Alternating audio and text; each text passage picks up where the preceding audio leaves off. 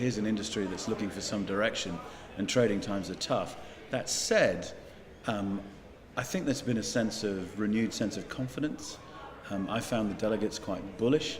I think most encouragingly, I found the delegates much more far-reaching, much broad-minded, looking beyond the typical or traditional responses from the wine industry to the challenges that we face. So many subjects being discussed here at Wine Vision. What's been the big takeout for you?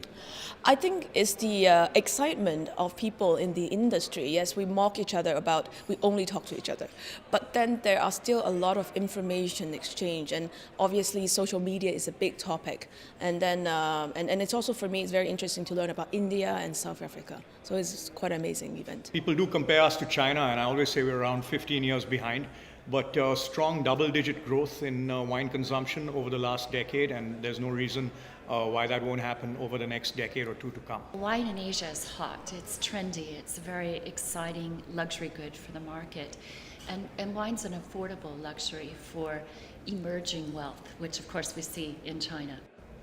Message about making your communications more real, taking the selling aspects out of your communications, bringing more emotion into it, and actually getting a little bit dirty in your communications and bringing it a little bit home to a conversation with the consumer. That's been a big take home for me. It's really trying to find a way to interact and connect with people, to find out a way to get them to share and get them to care about what you're doing. People are your biggest brand advocates, and so you need to be able to create that dialogue. I think the problem is it's an old industry that hasn't really grown up.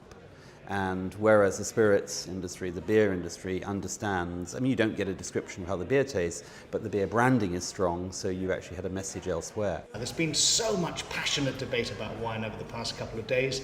What have been some of the highlights for you?